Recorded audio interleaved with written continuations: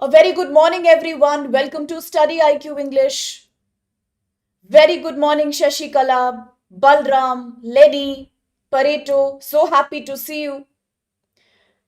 Welcome to the Hindu news analysis session today. We shall be looking at the UPSC relevant important articles from the Hindu. That's 24th October 2025 today.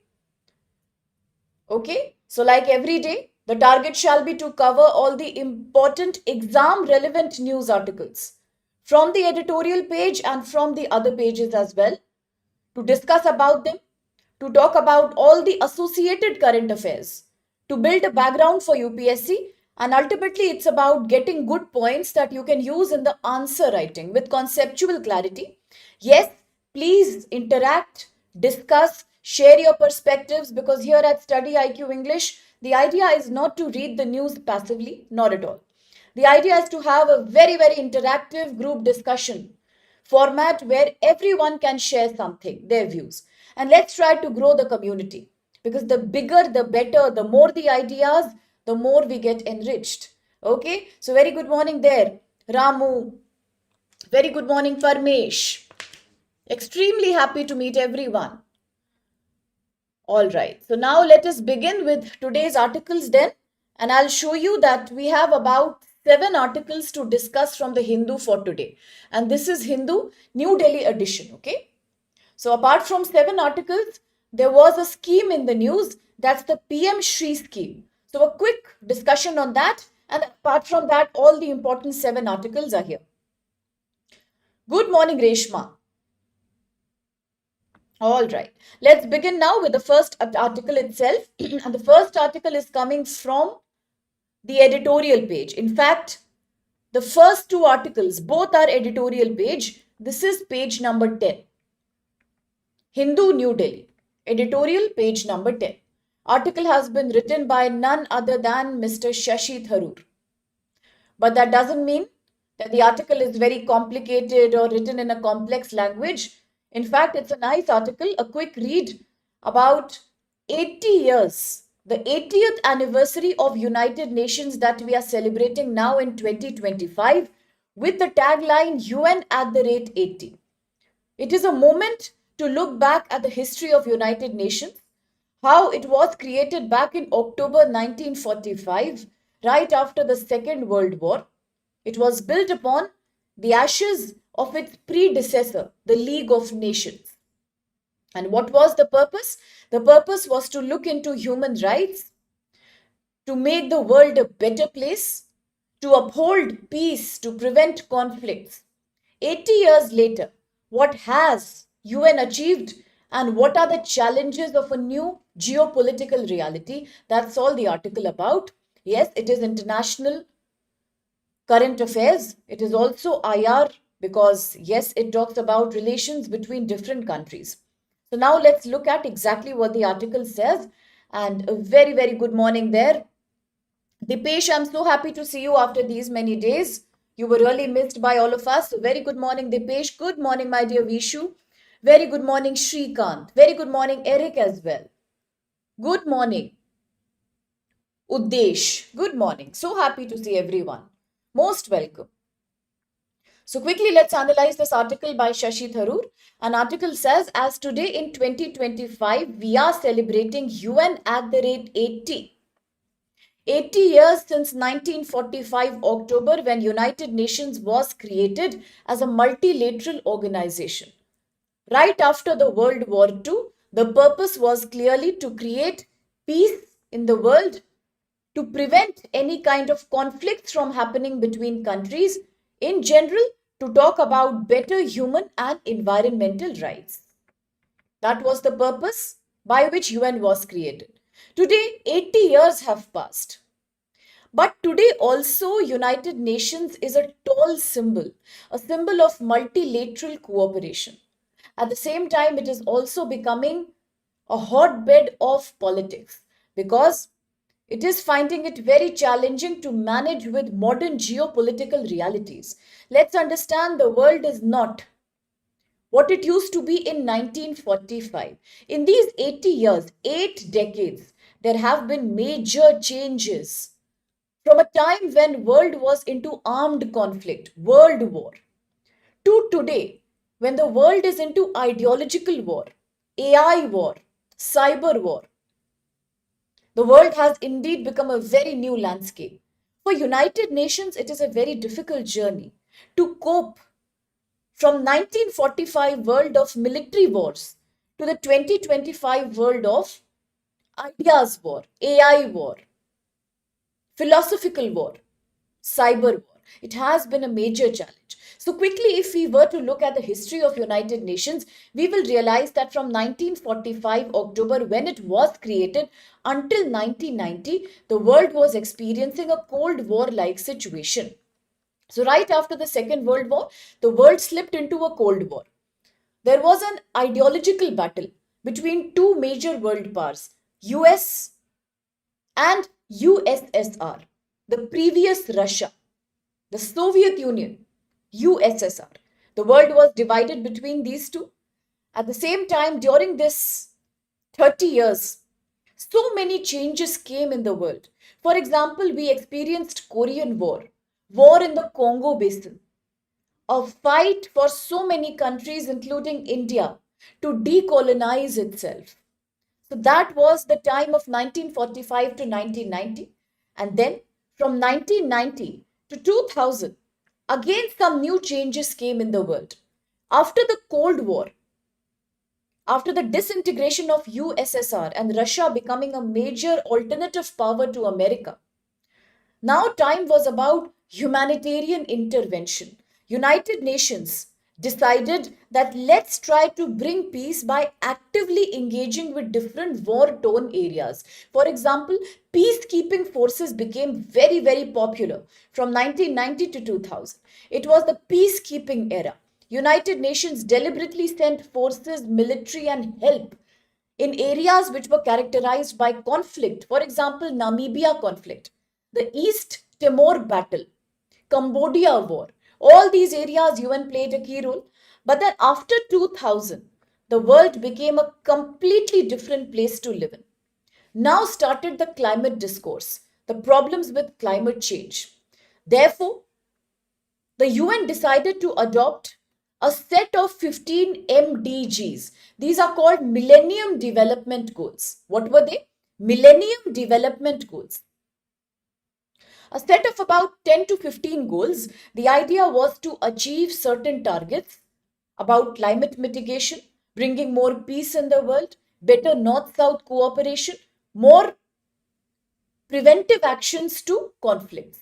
But as soon as we reached 2015, the world realized that the Millennium Development Goals practically failed. They were not successful. And because they were not successful, ultimately, the world realized it's time to move on with something more concrete. And then came the time of Sustainable Development Goals, total 17 in number. 2015 was not only about Sustainable Development Goals, 2015 was also about Paris Agreement, an agreement signed by countries to cut down their carbon dioxide emission to at least 25 to 30% of their GDP. By 2030, we should try to go back to a world which is only 1.5 degree more than the pre-industrial level. 1.5 degrees Celsius more than the pre-industrial level. These were certain promises UN made after 2000 because now the world is seeing a new reality. Now suddenly comes the COVID pandemic 2020 and the world realizes that we were not even prepared for such a major crisis. The developing countries experienced a complete collapse. Mortality was very high, including countries like India. The disease caused, once again, another kind of a practical Cold War, this time between three parties, the US on the one hand, the China on the other, and the Russia on yet another. Plus, the fourth angle was made by the Global South. So, if you talk about 1991, the disintegration of USSR, the world was bipolar. One hand America, the other hand USSR. Talk about 2025 and the world has become quadruplet. It is about a power game between four parties now. Yes, of course, one is America. The other happens to be China now. The third happens to be Russia, and the fourth is the global south. Countries like India, Brazil, Mexico, who are now trying to fight for more changes in United Nations, who want more reforms. So from 2020 to 2025, we are living in a world of US China tension. China's extremist attitude in the Indo Pacific, South China, and Indian Ocean region. We are living in a world of Ukraine Russia conflict. West Asia conflict, Palestine Israel issue has not been sorted out yet. Another fresh developments, such as constant fluctuation in the global oil prices, the battle between OPEC plus on the one hand and other non-OPEC oil producers like Russia, US, Venezuela, Argentina, Brazil. So the world is a very new landscape right now. Climate action is again somewhere getting defaulted. There is a lot of global change happening. So what is the relevance of United Nations today? That's a good point to ask. Agencies like United Nations Human Rights Commission, the World Food Programme, UNICEF have been able to save millions of children, millions of women in war situations like Gaza by providing food, by providing clothing, medicines in Sudan, by providing supplements in Syria, Yemen. Over 70 missions of peacekeeping have been so far created by United Nations across various areas since 1945, and India is also a major contributor to the UN peacekeeping forces. Apart from that, today, no matter how much you criticize United Nations for being an agency dominated by America, you might criticize United Nations Security Council of being dominated by only 5 permanent powers. But still, United Nations not only is saving people's life by the peacekeeping forces, but also United Nations is the only international platform today where various countries, developing and developed, can sit together and discuss security, development, and environmental concerns. But there are some challenges that United Nations is facing right now, and the biggest challenge comes from United Nations Security Council. And before I get into there, very good morning, my dearest Kojumba, Vikash, Vishu. Okay? Oh, you were unwell, Dipesh. I hope you're feeling fine, my dear. God bless you. Get well soon. Very good morning, Avinash. Yes, but United Nations withdrew from that. That's exactly what we are going to talk about now, Vikash. Yes. Okay. Very good morning, aspirant. I saw you now. Even you were not also there yesterday, I do believe. Okay. Most welcome, my dear. Welcome. All right. So now coming back to the challenges of United Nations. Is it a completely multilateral body today? Well, not exactly. We all know that bodies like United Nations, bodies like its organs, International Court of Justice, other bodies like the World Trade Organization, IMF, the Bretton Woods organizations, all of these are being dominated by countries like America. They are heavily dominated by US and European Union. Naturally, the global north has a much bigger stake in all these organizations as compared to the global south countries, and the biggest example happens to be United Nations Security Council. Now, even today, the UNSC has not modernized itself. It continues to show the same power dynamics as existing in 1945 because there is a lack of representation from Africa, Latin America, Asia, populated democracies like India. There is a group of countries called the P5 countries, including the US, the UK, including France, including China and Russia. These are the P5 countries who continue to dominate completely the United Nations Security Council agenda. And therefore, there is a massive underrepresentation from Latin America, Africa, plus countries like India, Brazil.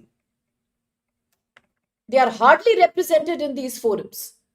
For a very long time, India has fought the battle of being included in the permanent membership of the United Nations Security Council, but that has not happened. That has not happened. In fact, contrary to India's expectations, about 5 months before, the United Nations Security Council, one of the key committees, gave the chairmanship to Pakistan. And what was heartbreaking for India was that it all happened after the Pahalgam terror attack, after our Operation Sindoor happened. So these things show that UNSC is still continuing to be dominated by the 1945 politics. Today there are so much, Today there is so much domination of the power of veto that the P5 countries have, that through their vetoes, they are paralyzing United Nations to take any concrete action in the case of Russia-Ukraine war, for example. For example, Israel-Palestine. Every time there was a resolution passed against Israel, US used to veto that. Every time a resolution is passed in support of Ukraine, Russia comes and vetoes that. You see, the veto has become a very important weapon in the hands of global north to suppress the voice of conflict, to suppress the voice of global south. At the same time, it also undermines collective security. It also undermines collective security principle that's a part of Article 25 of United Nations Charter. Just 1 week before, I have discussed with all of my students United Nations Charter Article 51, Article 2, Subclause 4. Since they were in the news, we can expect questions in the prelims next year. Article 24 and Article 51. Article 51, self-defense. Article 24, one country cannot attack another country. Today, once again, we are talking about another article, Article 24, collective defense of the United Nations Charter. But as Vikash just said, in the recent past, America has given a very bad example. For example, walking out of the Paris Agreement 2015. For example, just last week, United Nations has reduced its peacekeeping forces. It has cut down its peacekeeping forces by more than 1/3. Why? Because America has decided not to fund, not to finance the peacekeeping operations. President Trump's America First agenda. He doesn't want to spend in global security and peace. He wants that money to be used only for America. What happens then? If countries like the P5 countries, who have historically dominated United Nations, who are rich and powerful, like US, if they decide to pull back, then naturally the credibility of peacekeeping force operation comes down. And now what about India? What role does India play? Let's understand, back in 1945, India was a founding member of United Nations. From 1945 to 1990, the first phase, when the world was experiencing the Cold War, when the world was experiencing Congo War, when the world was experiencing Korean War, India was fighting for decolonization. India was fighting its freedom struggle. India wanted independence and India was supporting other countries for their independence. Right after 1950, India decided the non-alignment. India is not only a major founding member of the UN, India is a major country which has contributed to the UN peacekeeping forces. Plus, India has served in 49 UN missions so far. And that's a major contribution. 49 UN missions. India has been at the forefront of asking for reforms in the United Nations Security Council. India has also proven that despite being a follower of non-alignment, India stands for truth. Because despite being non-aligned, India this time, for the first time, supported Palestine in United Nations and criticized Israel's attack on Qatar. India, for the first time, said that Russia must stop its war in Ukraine. India also took a very difficult, very tough stand when Indian soldiers, Indian civilians were found to be forcefully engaged in Ukraine war. India took a very strong stance towards Russia that time. So India has proven that not only do we stand towards peacekeeping, but also we will fight for a more democratic reform of United Nations. Okay. Now, India is one country which wants the permanent seats of United Nations to be expanded to other countries like India, Germany, Japan. India wants that. Okay, so one of the key demands that India has today is that the seats of United Nations Security Council permanent membership should be extended to India, Brazil, Japan, and Germany. Okay, so what are these four countries now representing? These four countries today are representing a more expansion and a more democratization by including this group of four, the G4. India wants that to happen. India fights for that. Plus, India also wants that veto power has to be revised. There has to be some protocol to control blind use of veto power. India also says today that let's encourage more voluntary contributions from business houses and from developing countries like India and Brazil. If some organization, some businessman, or the government wants to willingly contribute to United Nations, they should be allowed to do so. Because we need more funding at a time when America is becoming very protectionist. So today, whenever you talk of 2025, remember this word, protectionism. This is the new feature that is characterizing our world today. I told you 2 3 days before that earlier the world was running behind globalization. Today, the time is anti globalization. Regionalism and protectionism are the major themes of modern day society. So, that's the article all about. Now, quickly, let's hop on to the question here. And very good morning, Shashi. And what other comment is coming? Levino has given a comment. Yes, absolutely. Okay, yes, climate tipping topic definitely we will discuss today before we end the lecture. I remember my promise, my dear. Absolutely, Kojumba. Like that time, Prime Minister Nehru had refused to be a part. But that time, India's reality was very different from today. That time, India was completely non aligned. Today, not like that. Today, India is strategically autonomic. India has proven that. If India was non aligned, India would never have criticized America and Israel openly. India would not have criticized Russia openly. And India would not have said that I want UNSC reform. I want Germany, Japan, Brazil, and myself to be represented at the UNSC permanent membership level. Okay, yes, Reshma, that's the America First policy. Ramu explains beautifully. On 6th and 9th of August 1945, as US detonated atomic bombs.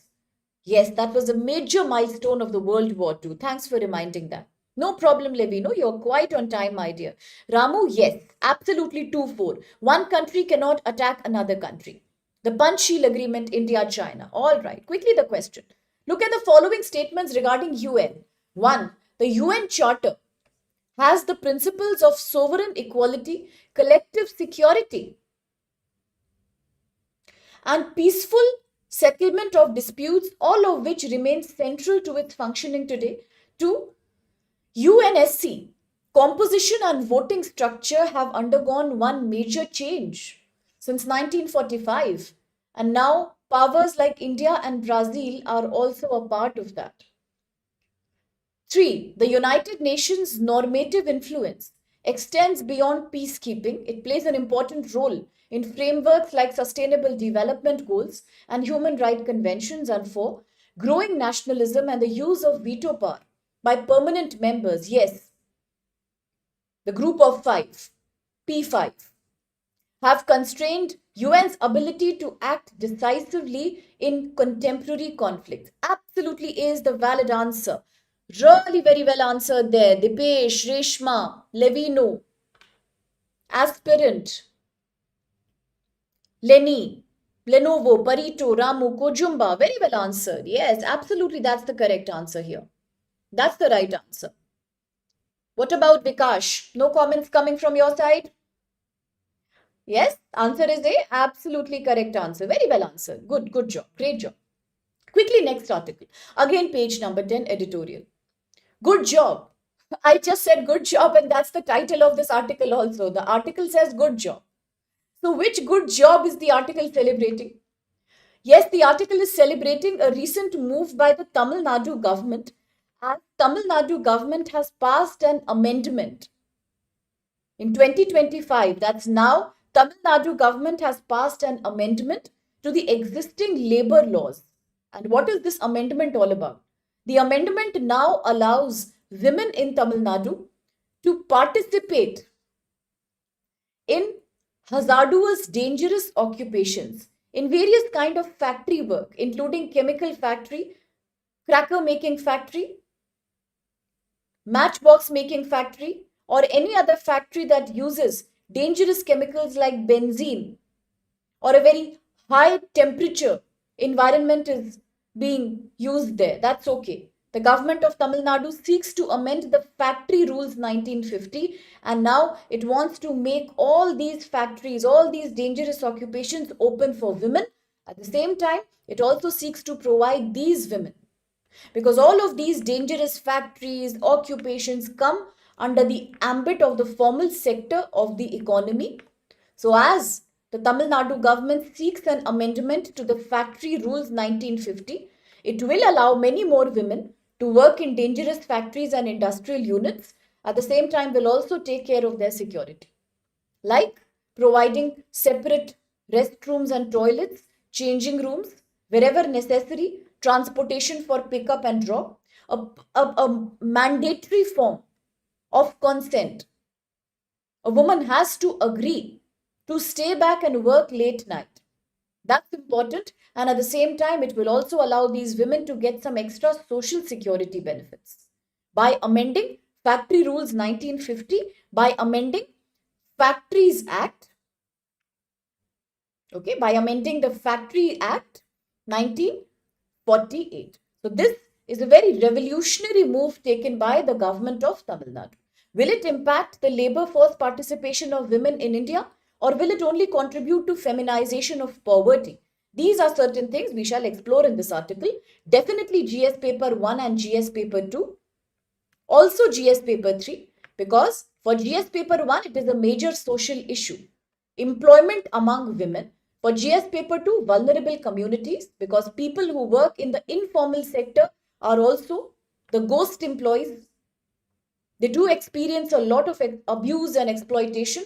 So definitely it's about labor welfare. And GS paper 3, because we are talking about female labor force participation rate, the number of women who contribute in the workforce of the economy. Great. Good morning, Rishi. Happy to see you, dear. Good morning, Uddeshya. Yes, we are looking at an amendment in the Factory Act 1948 by the government of Tamil Nadu. So what has happened? Tamil Nadu government has proposed a very progressive legislation. It is an amendment to the Factories Act 1948, to the Factory Rule 1950.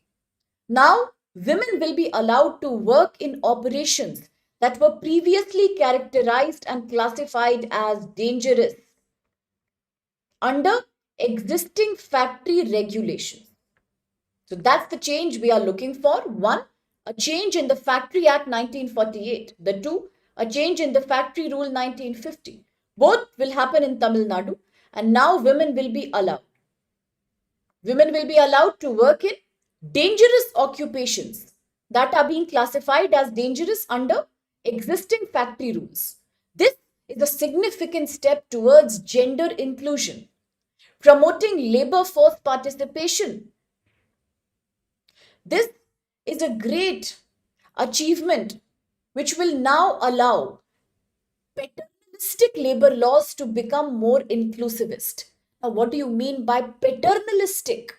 Everybody must have heard about the word patriarchal, masochism, patrilineal, patrilocal. But have you heard about the word paternalistic laws? So, what are paternalistic laws? Paternalistic laws, a new concept, a good word you can use in your answer in social justice. So, not only are laws in India patriarchal, which favor men contributing into the workforce, they are also paternalistic. Paternal means father like. When you try to protect somebody too much, for example, Ashoka, the great king Ashoka, he was a paternal despot. He was a dictator almost initially. The initial part of his life, he was very cruel and he was very, very centralized in his ruling. But he was also paternal. He used to believe that all my subjects are like my own children, my own sons and daughters. That's called being paternal. When you try to protect somebody, absolutely, very good. Yes, Reshma, when you try to protect somebody like a father figure, that's called paternal. relating to father. So paternalistic laws means a set of laws that try to protect women by keeping them outside a dangerous activity. You feel that women are sensitive, they are more vulnerable. And if you feel that, you might also say, okay, women should not work in a factory. Women should not work in a call center. Women should not come back late in the night. All that is paternalistic attitude. When you protect somebody, assuming that the person is weak and vulnerable. Okay, so that's called paternalistic.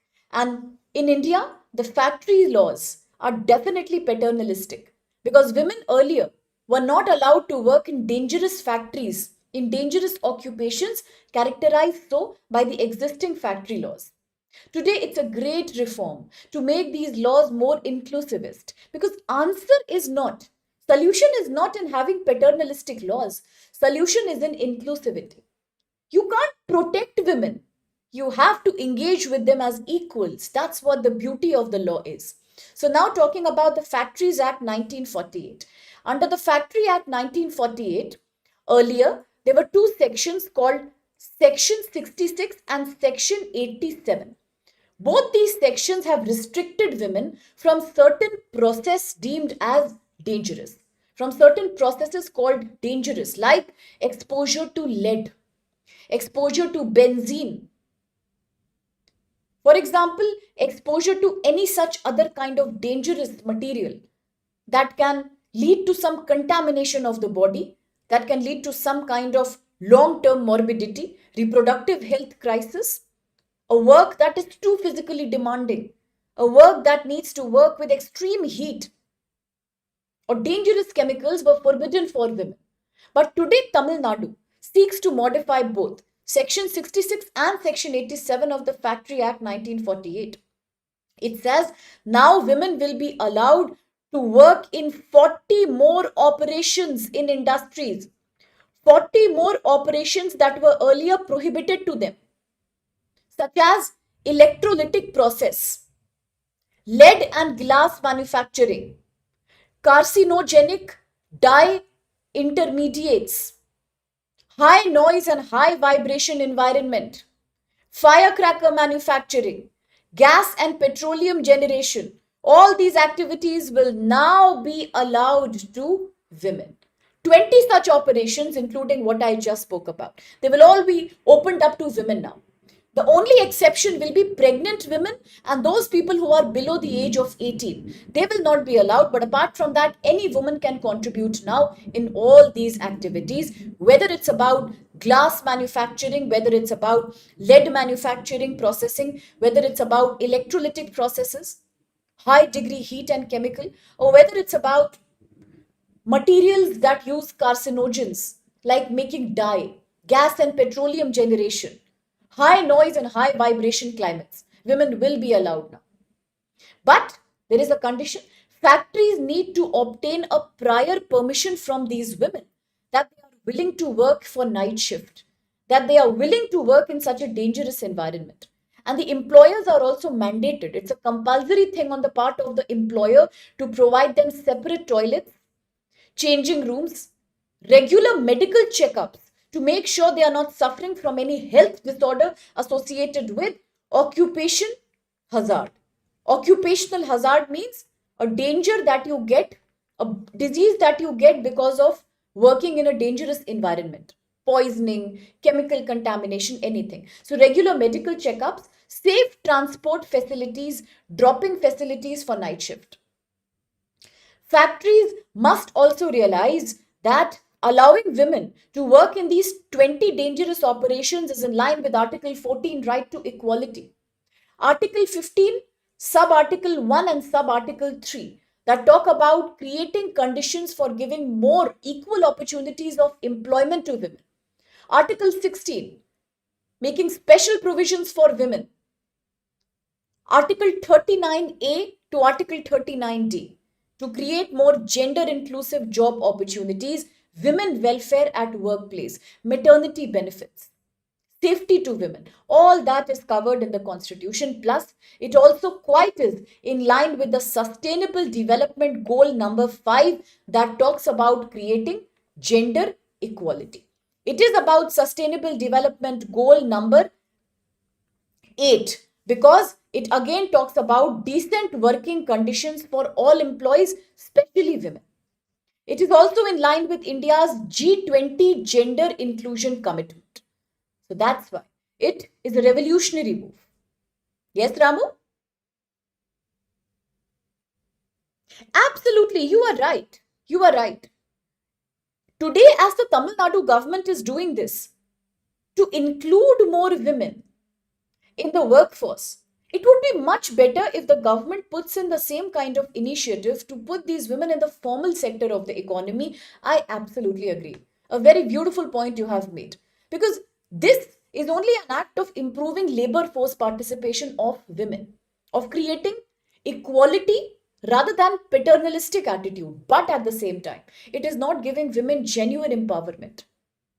Because anytime a woman works in the informal sector, she is not truly empowered. She only becomes a victim of feminization of poverty and social dumping. So beautifully pointed out.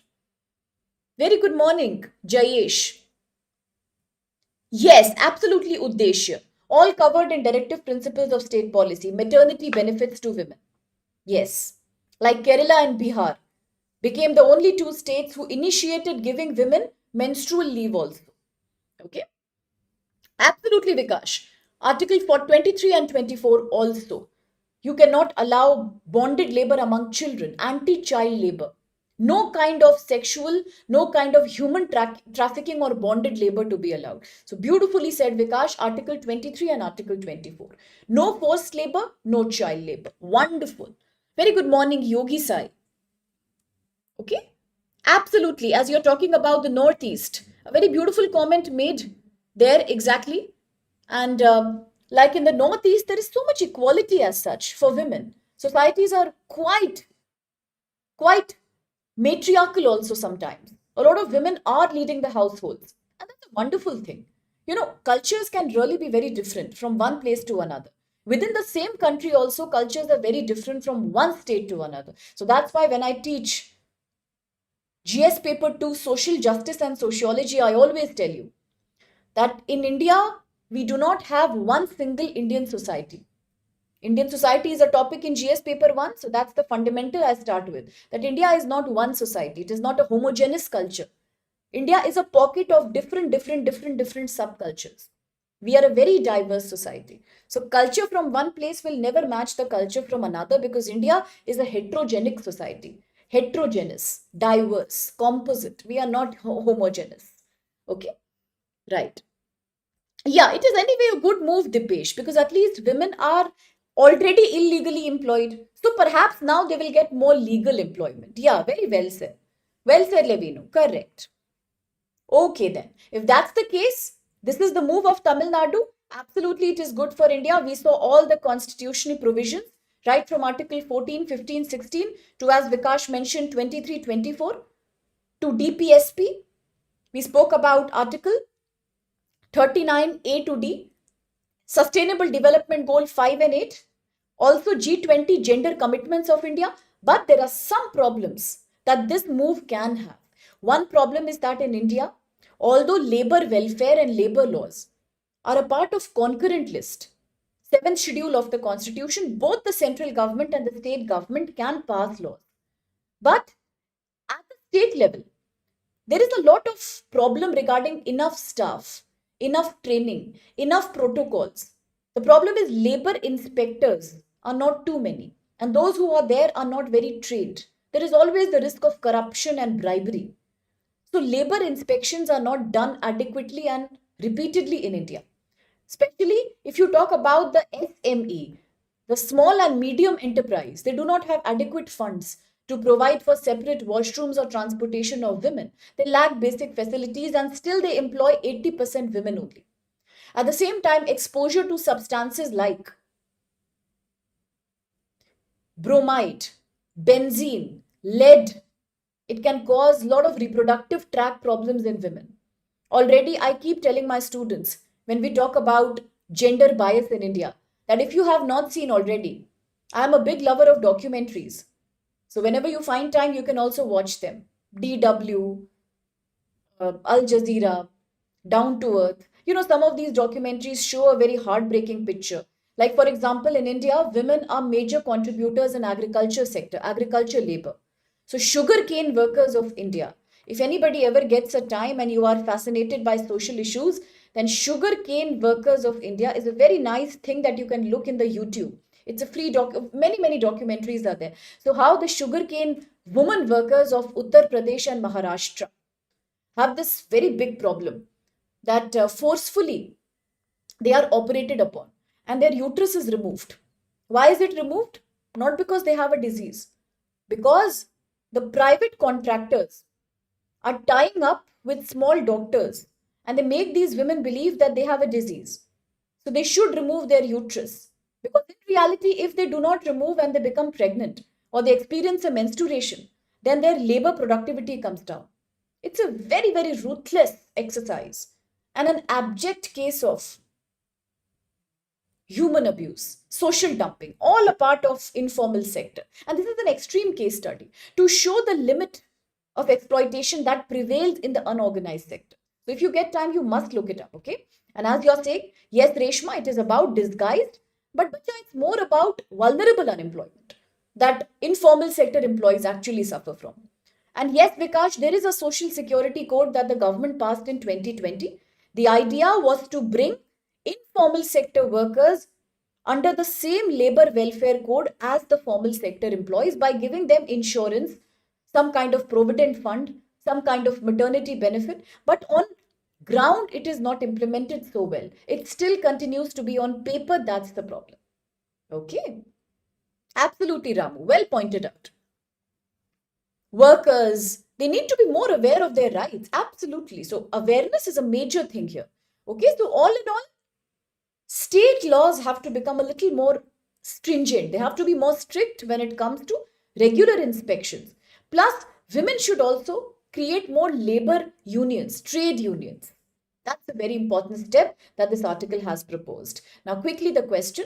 Look at the following statements regarding Tamil Nadu government's proposed amendment of the Factory Rule 1950. One, the amendment allows women to be employed in certain operations previously classified as dangerous under the existing factory laws. Two, pregnant women and young people continue to be stopped from taking up such dangerous jobs. Three, factories that employ women in the night are required to obtain written permission and ensure that transport facilities like safe transport, safe restrooms, separate restrooms are there. And four, the proposed amendment is inconsistent. It is not consistent. It is inconsistent with Occupational Safety, Health and Working Conditions Code 2020, which prohibits women from working in dangerous industries. So Dipesh has already answered. And which of these could be true then? And absolutely you have answered correctly, Dipesh. Well done. Very well answered there. Absolutely correct. Well done, Reshma. Very good, Ramu. Aspirant. Absolutely, Vikash and Rishi. A is the correct answer here.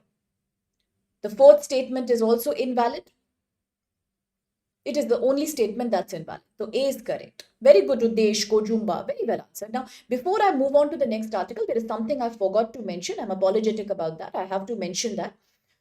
So, I think day before yesterday, we were talking about International Labour Organization, a body of United Nations that is meant to promote labor welfare. India was also a founding member in 1919. So yesterday, day before yesterday, we spoke about a convention number 186. If you remember. Today, I quickly want to mention convention number 111. Yes, it is the ILO convention 111 that also prohibits any discrimination on the grounds of gender when it comes to employment. So with regards to this article, please remember convention 111 of International Labour Organization. I will ask this question to you tomorrow on Saturday. For 186 also, for 111 also. I will also ask you, out of 8 International Labour Organization conventions, which 2 has India not signed? Okay. Yes. 186, 189 was discussed. 111 is being discussed today. No gender discrimination in jobs. Very good, Vikash. Absolutely. Correct. Correct, Ramu. Correct, Akhtar. Yes, Uddesh. Absolutely well answered. Yes, Levino, you're also right, my dear. Now, next article, a quick read. We are talking about Delhi. Now, New Delhi once again is hitting a high level of pollution. Blame it on the crackers or blame it on the all time high stubble burning happening in Punjab.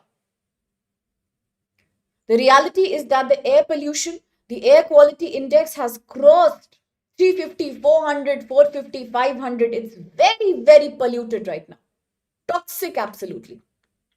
Many more cases of respiratory illness are being reported in private and government hospitals. Too much is happening. So, a lot of people, environmentalists, the government itself, keeps proposing cloud seeding as a solution to Delhi's pollution problem. Cloud seeding.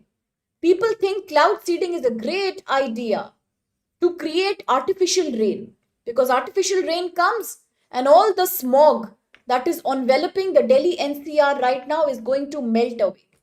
People think it's a sustainable solution to the annual problem of pollution, air toxicity, but this article says it is not a sustainable solution. It is like putting a band-aid on the injury. It cannot cure your injury until the reasons of that injury are well thought of. Why is Delhi pollution so bad in winter every year? One thing for sure is that this is also the time when the Kharif season comes to an end. It is the time when Kharif, like rice, is harvested in the Kharif dominating states like Punjab, Haryana, Uttar Pradesh, NCR. And it is the time for Rabi crops to be planted like wheat, mustard, rapeseed, barley. Now, at this point, the farmers quickly need to dispose of the remaining Kharif stocks. And that's the only solution. They have to burn it. They are in a hurry. An average time of 10 to 15 days is available only to these farmers, because if they delay, they will suffer. There are western disturbances also that come from western frontier into India, but they are good for the Rabi crop. Farmers cannot wait. This is the ideal condition for growing Rabi. The time around Diwali, the time around October, November. They immediately choose to burn the remaining stocks of Kharif like rice, paddy stocks, so that the ground can be clear for sowing Rabi. So stubble burning is a major issue, and apart from that, vehicular pollution. That's a consistent problem in Delhi NCR. Apart from that, industrial pollution, factory pollution, major reason. And then, of course, the winter. Winter itself is a problem. There is a high pressure. We all understand the basic science. Whenever the temperature is low, except for high altitude situations, that's an exception. Except for the high altitude situation, normally if the temperature is low, it's a winter time, the pressure is going to be high. Naturally, it's an inverse relationship. When high pressure systems are existing in the northern belt, they stop air from moving in the upward direction. If air will not move upward, cloud formation will not happen. And the cloud formation is not happening, which means there is no scope for natural rainfall to happen. There is no condensation happening. Now, the sky that you see, that's very hazy, that's very unclear, is therefore not cloud. It is all pollution. The dust, the particulate matter, the carbon dioxide, the nitrous oxide, it's all mixed up with foggy conditions. And that creates the toxic smog. Added with it is the pollution from vehicle. Yes, the stubble burning is there. The construction dust, PM, particulate matter 2.5, and yes, very good, Levino, particulate matter 10, all getting trapped there. What is going on? The air becomes completely unclear and hazy. If you breathe it, absolute disorder to your lung, to upper respiratory, lower respiratory tract, a danger for people who experience breathing disorders like asthma or COPD, a danger to pregnant women, people with comorbidities, eye infections, skin infections, all of that are becoming exceedingly common. Therefore, the government feels that cloud seeding is a great alternative. But what is cloud seeding? Now, cloud seeding happens when you spray a material called silver iodide. Silver iodide. The nuclei of silver iodide is sprayed. And then what happens? Either silver iodide or sodium chloride are sprayed upon the existing small clouds, then it further encourages some kind of crystallization. The iodine crystal structures become like ice droplets. As they freeze, they get converted and they transform into raindrops. That fosters a sudden shower, a sudden precipitation, or a rainfall. Yes, outdated building, flouting building norms. Absolutely, Vikash. Yes. So, what's happening really? It's an artificial rainfall. It's an artificial way of encouraging precipitation by creating a fake condensation of silver iodide particles to become like crystallized raindrops. Now, when this rain comes, does it really help on a permanent basis? No. Because in winter, the Delhi's atmosphere is already too dry. It's very dry. There is no cloud that's happening naturally because of high pressure. Wind is not going upwards. No cloud is existing naturally. There is no base available. When there is no thick cloud available, on what will you spray silver iodide or sodium chloride? There has to be a base also. There is no base. So can cloud seeding be a permanent solution in winter months that are already cloud free? It can't be. Global experiences like China, UAE, America, Israel show that there is no conclusive proof to ensure that cloud seeding will every year consistently keep on increasing rainfall. It will not do. It's not a permanent solution at all. Plus, there is already low cloud cover. Where will you spray all these droplets? At the max, even if rainfall comes, it will come for 1 day, 1.5 to 2 days. After that, the pollution will get back to its normal self. The pollution will rebound back. How can you stop that from happening? Plus, repeated utilization of materials like silver iodide. Once they fall in the form of rainfall, they can get deposited in the soil top layer. They can get penetrated into the groundwater in various water bodies. Is that safe for human health? We don't know. What is the long-term impact of using the same water for agriculture? What is its impact for this water, aquatic life, flora, fauna, and human health? That is not scientifically studied even now. Plus, who will be responsible? If tomorrow this kind of a cloud seeding creates a sudden flash flooding, we have seen from the experience of Chennai, Himachal, Uttarakhand, that sudden pangs of rainfall are coming. They are too intense in a short period of time. They create flash floods. What if that happens in Delhi? If a disproportionate amount of chemical use leads to a natural precipitation cycle, and that leads to a severe flood, a loss of urban infrastructure, who will be responsible for the people who are dying? Like what happened in Gurugram recently. Who will be responsible? There is a lack of public fund also to keep on financing projects like silver iodide and sodium chloride based cloud seeding. Who will pay the money? Taxpayer will pay the money. The same taxpayer doesn't deserve a better pollution free road, traffic free road, a cut and control on stubble burning, providing mechanized stubble disposers to farmers. Do people not expect more afforestation? A stricter rules when it comes to environmental impact of existing buildings and factories? These are the real solutions that we should look into rather than going for banded and dangerous chemical solutions like cloud seeding. Cloud seeding is like treating the symptom. It's not treating the cause. It is very ineffective and unsustainable. It's expensive also. We don't know about the long-term impact. So what can be done to really transform the pollution structure of Delhi? Definitely a better move towards electronic vehicles. Electronic public transport can be thought about. Stricter vehicle emission norms need to be implemented. Yes, better research and development levy, no, absolutely. Clean energy transition has to be the priority. Industrial emission control. Even today, there are many industries, Ghaziabad, Sahibabad, you name it, Faridabad, major industrial centers of India. But these factories are till today tire making, rubber manufacturing, paper mills. How many of them have passed and updated their environmental impact assessment protocols? How many of them have updated their emission protocols? Hardly any. How many of them maintain an on-site waste disposal infrastructure plant? None of them. So the situation is that we are not able to control the existing industries and plants, and we talk about cloud seeding. Construction dust regulation has to be there. Urban planning, making green spaces. Better planning like rooftop gardens. Okay, the sponge mission. These are the better solutions rather than enabling only cloud seeding, which is a very non permanent solution. At the same time, the real solution could be commission for air quality control that monitors AQI. Allow it to have better data, a better control of sensors. Like yesterday, there was a news that National Highway Authority of India is now going to implement 3D sensors on roads to see whether all the highways are completely pothole free or not.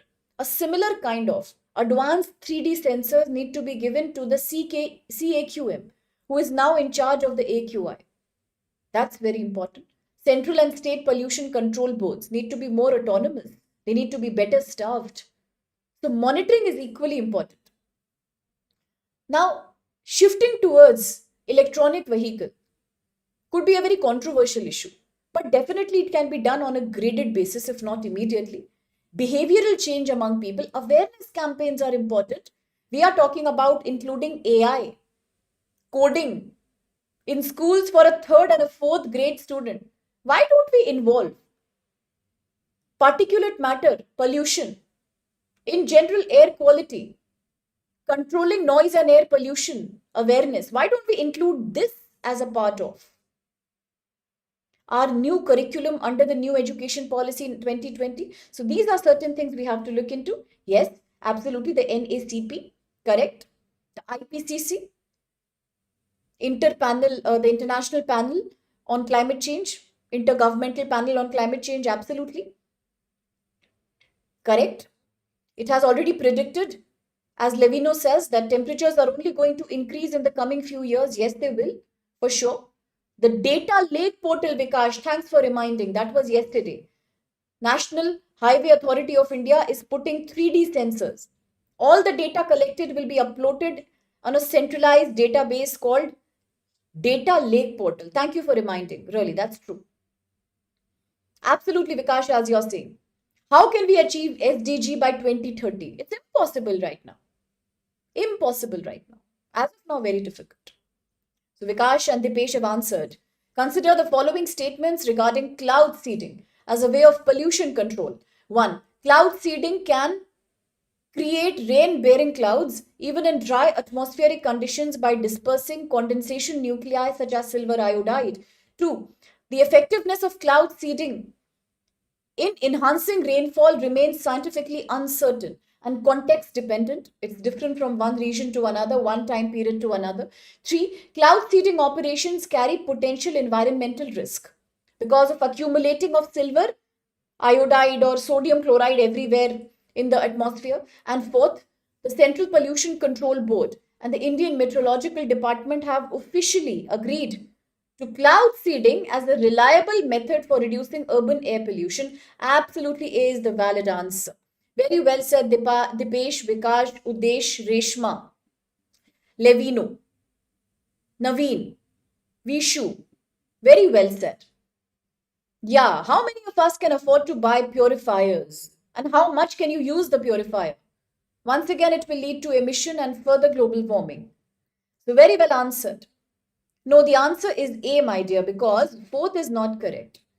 Cloud seeding has not been officially allowed by these bodies. It is still a very temporary solution that the government keeps talking about. So it cannot be 4. No, it cannot be 4. Looking at 2, the effectiveness of cloud seeding depends on the situation. Absolutely, it's not permanent. It's correct. A is also valid. 3, it has a risk of accumulation of chemicals is also correct. So yes, A will be the right answer, my dear. I hope it's not causing a confusion. Dry atmosphere, yes, Vishu. Because, yeah, you are raising a very valid point. In the article we discussed, if there is no cloud cover, then where will you spray the silver iodide? So cloud seeding usually is a very ineffective model because you then start spraying silver iodide on the very small bodies of cloud that are prevailing, small strands of cloud. They are very insufficient. That's why most of the chemical might just leak off. It just might fall off. So people usually use it to induce rain when there is barely any cloud cover. But it's very difficult to use it without a cloud. You need a solid cloud cover for that. Otherwise, you can use it with huge difficulty. So that's correct. Okay. That's why it's not true. Option number B. Option number B will not be correct because first and second both are correct. Usually it is a method of creating rainfall. It is called artificial rain. What is cloud seeding? It is meant to do artificial rain. So it will utilize whatever little cloud is available.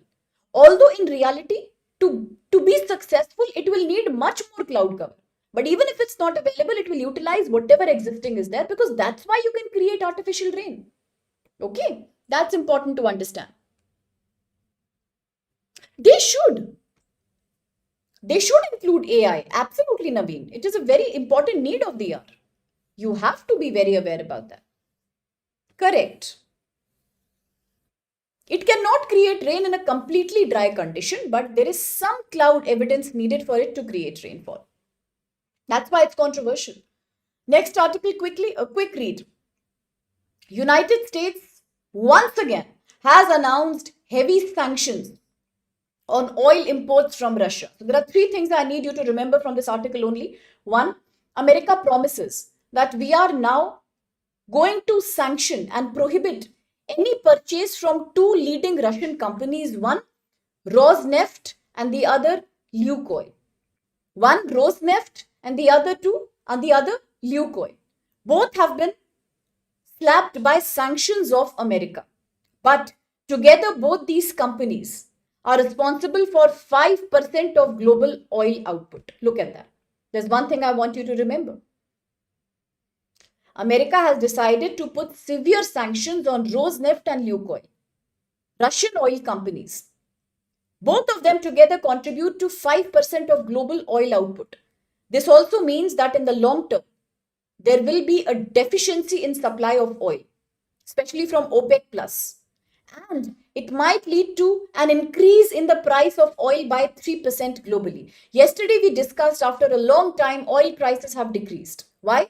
Because countries are moving towards electronic vehicles, so low demand for fossil fuel. Two, because most countries are experiencing a slower economic growth. International Monetary Fund predicted for China and India slow economic growth in 2026 also. So lesser the economic output, the lower the dependence on fossil fuel. So prices were falling down. But today, as America has put sanctions on two leading Russian oil companies, Rosneft and Lukoil, which together contribute to 5% global oil production, once again the price might increase by 3%. And America also says it is high time India and China should also stop buying even 1 barrel of oil from Russia. And even the EU and America are committing that by the end of 2025, they will start any kind of trade with Russia to zero. We will also not buy anything from Russia, but we expect the same thing from China and India also. So this act of imposing sanctions on two largest oil producing companies by Russia will have a global repercussion for sure. Now, India, what decision will India take? For the last few months, India has had a good supply of Russian oil. It's a great cheap alternative to American and OPEC oil. What happens now? What happens now? What will India do? Will India listen to these sanctions? Or India will continue to take its own independent stand is something we need to see. Absolutely. At a time when all of them became friends, yes, Levino. Absolutely. We spoke about the non-OPEC countries yesterday, Reshma. Yes, US, Canada, Venezuela, Brazil, Chile, all of those. Okay, so remember that now the prices might go up. Once again, sanction from Russia. Now, quick next news. Just like Bihar Assembly elections, the Election Commission of India has announced special intensive revision exercise for the whole country, pan-India. The first phase will start very soon now. It will cover more than 10 states in the first go, including Tamil Nadu, Assam, Kerala, West Bengal, the Union Territories like Puducherry also. So a quick all India SIR will now happen. And why will it happen? Because now as West Bengal is also going to go for assembly elections in 2026. Election Commission has understood that without a proper revision of the electoral roll, the data is completely unreliable. So now once again the exercise will start all across India to remove the names of dead immigrants and those who are not available anymore, and to add the names of those who are the new voters, who are the new immigrants. So once again an SIR all India will now happen. First phase will include at least 10 states and Puducherry. Last news, how do monsoons affect Tamil Nadu? It's a case study I want you to look into. On that note, I'm also reminded of Levino's question on climate tipping. Now, climate tipping is what? Tipping means a tipping point, a threshold. If I say the tipping point of climate is global ocean water increase, it is a benchmark, a threshold, after which, if you don't control climate change, disasters will happen. That's called the threshold, balance, a line, tipping point. So, climate tipping is an indicator. For example, coral bleaching, glacier melting, forest fire, the rise in ocean, or the volume of ocean water. All these could be the tipping point for climates. If these are surpassed, then major disasters will start happening. So climate tipping point is a threshold that's created. That within this limit, everything is okay, but beyond that, a major disaster will happen. Very good morning, Balram. I saw you yesterday, your comment yesterday. So happy to see you. Absolutely, yes, that's a valid point, Naveen. Whether it's a comedy show, whether it's an entertainment show, after all of us understand that America has been very hypocritical right now.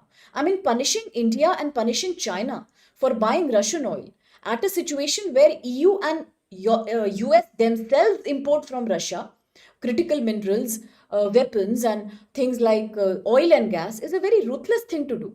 And that's why we need a reform in United Nations and World Trade Organization today, because these are increasingly dominated by America First policy. Now, quickly on that note, the case study here, we are looking at Tamil Nadu again. In today's session, we have seen Tamil Nadu two times. One, because of amendment in the Factories Act 1948, and now we are looking at Tamil Nadu because in Tamil Nadu every year there is an excess of rainfall that's happening. Because for a very long time, the global communities kept on thinking that rainfall, if it's in deficit, if it is less, it's a problem. If it's more, it is always very good for agriculture, it is always very good for society. Today, we realize it's not true. If lack of rainfall is a problem, excessive rainfall is a bigger problem to deal with. Tamil Nadu becomes a case study here because I think all of you must have studied in NCERT geography. Yes, Reshma. That while most states in India get rainfall from southwest monsoon, Tamil Nadu is an exception that also gets rainfall with the northeast rainfall, retreating monsoon. Yes, Levino? So Tamil Nadu, particularly Madras, Chennai, this region gets a heavy rainfall from retreating monsoon. Why? Because as the monsoon is retreating from northeast, it again picks up some water. It picks up some moisture from the Arabian Sea. Sorry, from the Bay of Bengal. It again picks up some moisture from the Bay of Bengal, and what happens? The same moisture it picks up and it comes and clashes down in the eastern coast. And it creates a precipitation in Tamil Nadu. So the empty winds pick up the moisture and release it here. So it's one of the only states who get rainfall in the winter months, right? Now that makes a problem. Why is that a problem? Because Kerala, a neighboring state, gets most of the rainfall from southwest monsoon. So there are certain dams that are in the border between Kerala and Tamil Nadu. So look at the situation. Kerala gets too much rainfall from southwest monsoon. The dams are full. Correct. At that time, Tamil Nadu has not much water. Now comes northeast monsoon, Tamil Nadu is also getting too much water. For Tamil Nadu, it becomes a situation of surplus water. The capacity of these dams on the border to hold water from southwest monsoon and the retreating northeast monsoon becomes too much. There is an overcapacity, and no wonder places like Chennai are now experiencing urban flooding every time there is a case of extreme northeast monsoon shower.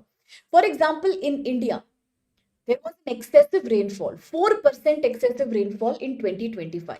Now look at Tamil Nadu. Not only did the northeast monsoon will be coming early, the state will also be receiving 33% more rainfall through 2025. It happened last year, it will happen this year, it might happen next year also. For a history, people used to think less rainfall is a problem. Today, after looking at Tamil Nadu situation, people think no.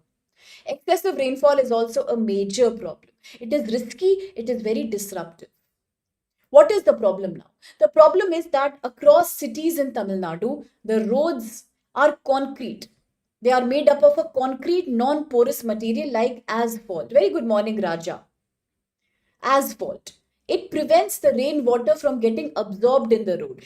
That's why in 2021, inspired from China, Beijing, Indian government also decided to implement the Sponge City mission.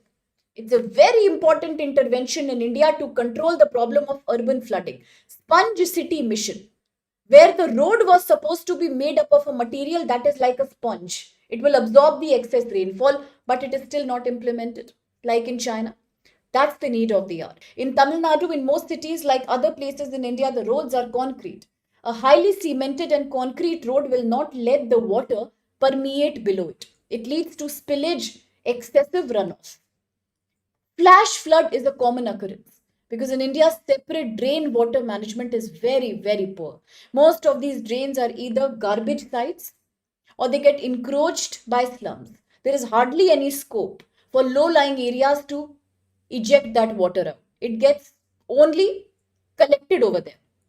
Power cuts. Loose cables are hanging everywhere. Too much water means electricity shortage. Stealing of electricity through grids. Electricity leakage. Health danger, accidents, transport delay. Sewage water starts overflowing, a major disaster to health. Health hazard, contaminated sewer water, garbage laced water will create waterborne diseases, typhoid, hepatitis, cholera. All these are common then. Look at agriculture. The same rainfall when happens in agriculture is going to suffocate the roots of the plant. Too much water deposition in soil in agriculture land will create alkalization of the soil. Capillary action will happen. All the salt will come on the top. Soil will become completely salty. Plus, excessive water deposition is related with methane emission also. At the same time, when saturation happens, the same water that is mixed up of pesticide and fertilizer, it starts going and getting deposited underground. And some people still drink that water through tube wells and hand pumps. So ultimately, they are drinking contaminated water. Top layer of the soil is also gone, fertility destroyed. Too much water, more fungal infections of the plants. Water pollution, as I said, fertilizer, pesticide becoming a part of the drinking water is very, very common. Diseases, zoonotic diseases also become very common. Japanese encephalitis. Now, which area of Uttar Pradesh has a very high complaint case for encephalitis every year? Does anybody know about it? So there are so many diseases that are spreading around. Plus infrastructural loss, urban flooding, people dying. It's a very common thing that's happening. Yes, absolutely, Reshma. The major reason is that we are trying to create construction on wetlands also. Bengaluru is a good case study here. Most of the lakes were encroached. They were constructed upon. Environmental impact assessment is not done properly. Now, every time heavy rainfall comes, water revives. Urban flooding is natural. Where will the water escape? Now you have made a construction on it.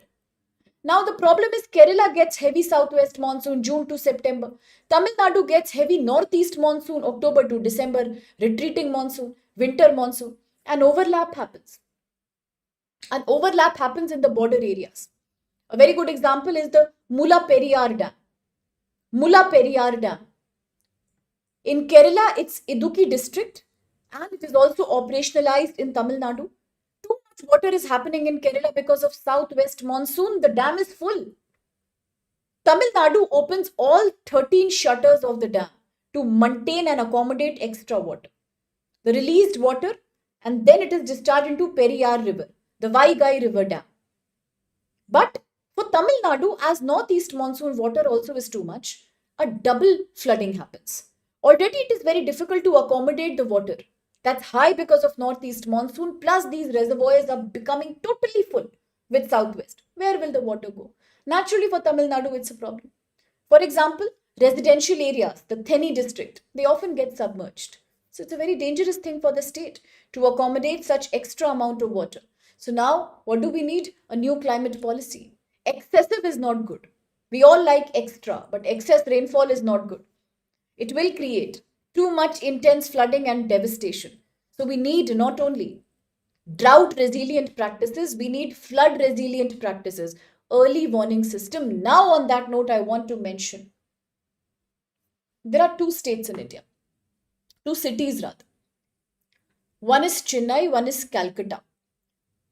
They have installed a very sophisticated, a very high grade flood early warning response system. Are you aware of that? If not, I will bring a current affairs video on that today, okay?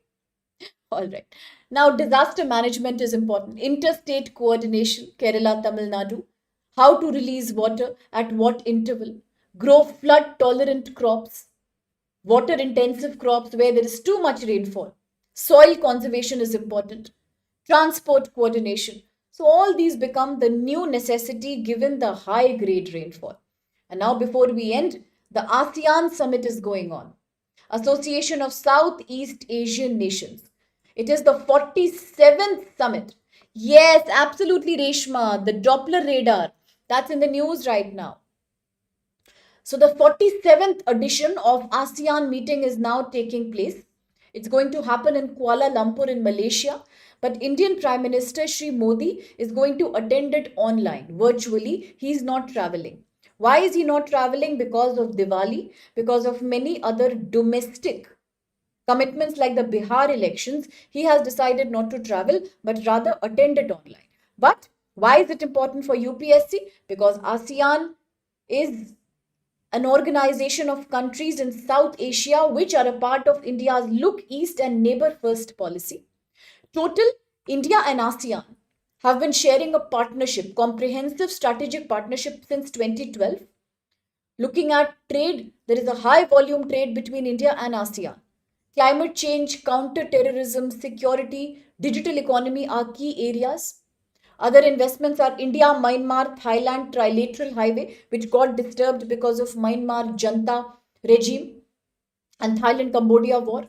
Then ASEAN is India's fourth largest trading partner. Please remember, fourth largest trading partner. Although India also has trade negotiations with RECP, Regional Comprehensive Economic Partnership, but India still is not ready to join the RECP completely because India feels RECP is dominated by China and RECP and India have a very unfair trade relationship. India has a high trade deficit when it comes to the countries of ASEAN. So India has a loss in trading with RECP right now. Okay, it's a trade deficit for us. That's why India walked out of RECP. Today, after President Trump's tariff, we are looking into a negotiation, but still full-time joining the RECP is not on the radar right now. And let's also understand India and ASEAN are a very important coordination to control China's influence also in the Indo-Pacific, okay, for maritime security. So that's it. Yes, India is not a member because of poor trade balance. Trade deficit. So before I take your leave, the session is done now. The last question. Consider the following statements regarding ASEAN and India relations. 1. ASEAN is a 10-member organization that includes Malaysia, Indonesia, Philippines. 2. India has a comprehensive strategic partnership with ASEAN into trade, connectivity, maritime security, counter-terror. 3. India participates in ASEAN-led multilateral mechanisms like the East Asia Summit and ASEAN Regional Forum. Which of these statements are valid? And that's it for the day. Okay, all right.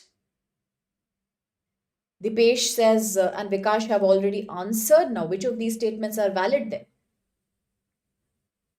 See, B cannot be the answer because absolutely A is correct.